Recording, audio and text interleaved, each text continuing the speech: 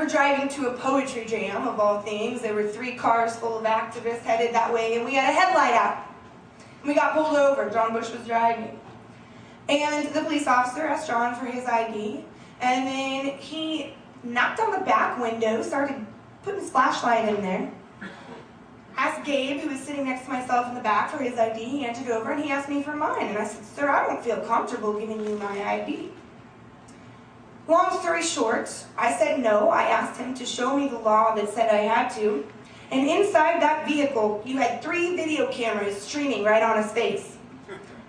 I was live streaming from my Quick account on my cell phone. If you haven't heard of this program, QIK.com, if you have a video-capable phone, I encourage you to get this program immediately. I sent out a Twitter alert on my phone and I said, "Urgent! Law enforcement official demanding ID for passengers in car. Go to my Quick account." Turned on my Quick account, and while this officer is telling us, well, in Louisiana, because he knew we were out of state, in Louisiana, passengers have to show their ID. I said, "Well, show me the law. I'll gladly comply, but show me the law." And on my phone, I have people commenting on my Quick thing, giving me the case law that states that I don't. Outside of the vehicle, the 2 cars that were in front of us had pulled over, and they had 2 video cameras on them outside of the vehicle. So in about 30 seconds, these police officers had 5 video cameras on them, watching their every move. Now, of course, they called for backup. There were 4 police cars there over not showing an ID, right? And long story short, we held our ground. Myself and Ben Weir, who was in the passenger seat up front, and we didn't show our ID, even though they demanded we get out of the vehicle. We didn't get out. We didn't show our ID. And you know, that police officer walked away from the vehicle while John was reading him the 4th Amendment. Now, I know for a fact that police officer, he didn't understand. Because when we tried telling him, you know, we're protected from unlawful search and seizure, and we're supposed to be secure in our papers, and he's like, "Unlawful search?" I'm like, "Yeah, demanding my ID, searching my, you know, asking me for identification, we're protected from that." But he didn't understand that. And that is just the fact of the matter, ladies and gentlemen. Our law enforcement community, they're not taught about the founding of our country. They're not taught about the Constitution in the way that we understand it. And neither are the general public. I know I wasn't. I went back and looked at my transcripts from high school and college. Would you believe I didn't take American history? I took AP European history. I took modern Western civilization in college. I learned about Napoleon Dynamite, but I did not. Dynamite, look at me go. I learned about Napoleon. But I did not learn about the original intent of the Constitution. I did not learn about decentralization. I did not learn that we are more powerful as individuals, and when we govern ourselves, we make the best decisions for ourselves. I did not learn that we delegated certain powers and certain authority to our federal government. I grew up, just like many of you here, just thinking that the government was, you know, that's just how it was.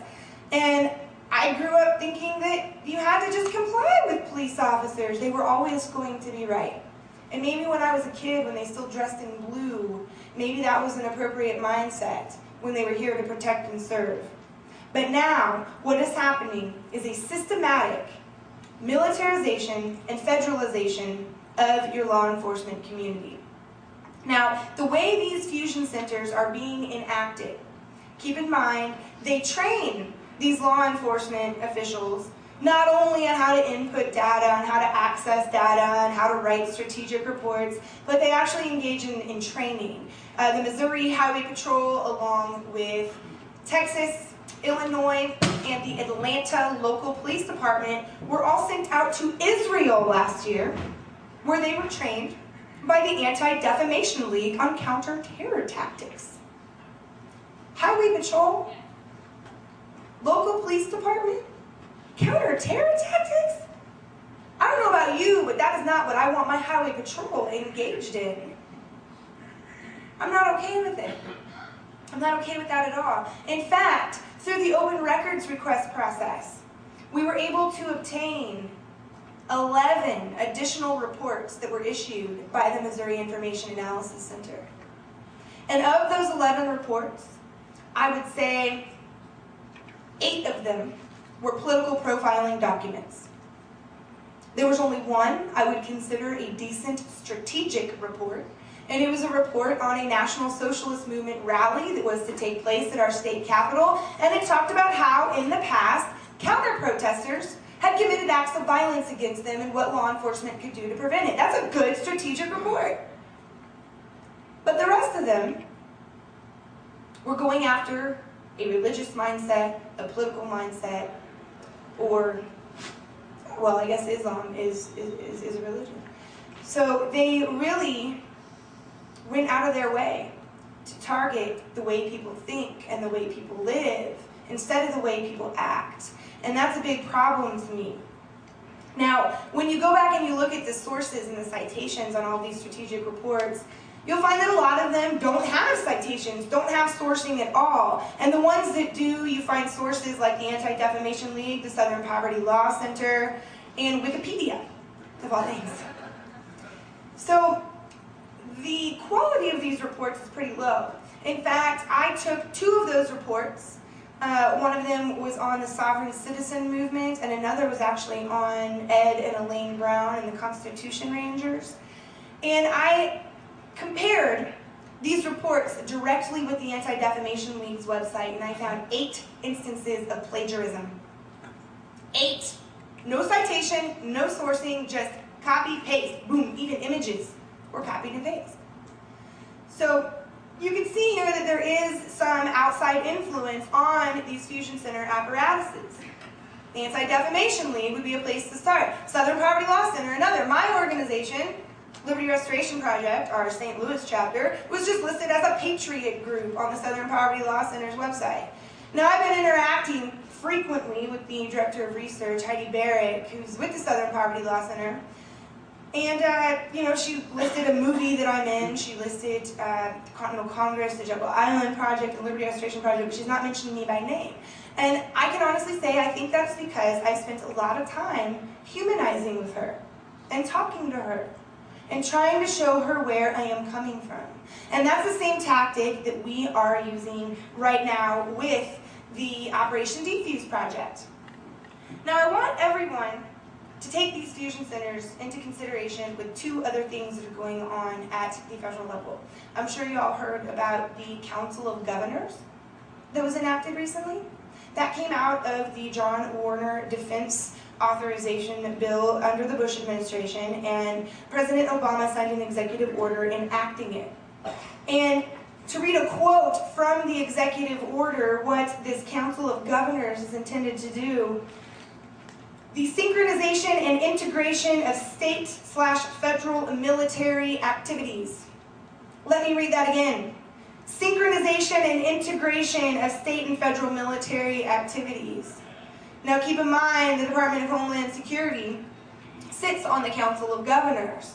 Keep in mind Homeland Security has already synchronized and integrated our law enforcement communities. Does it not appear right now that any badge-wearing gun holder is having to be touched by the Department of Homeland Security and their influence? Boy Scouts even. Now, couple that with H.R. 645, that's a piece of legislation that is in the U.S. House right now. It's got 2 co-sponsors and it's just sitting there stagnant. It was introduced last year. But what this piece of legislation is called, it's the Establishment of, I don't have it written down, it's the Establishment of Emergency Centers Act, I think is what it's called. And what it calls for is no less than 6 emergency facilities to be created on existing military bases. It calls for the long-term housing, education, transportation, and health care of people displaced by an emergency. And in this legislation, it calls for DHS to take over the operations of these 6 military bases. And it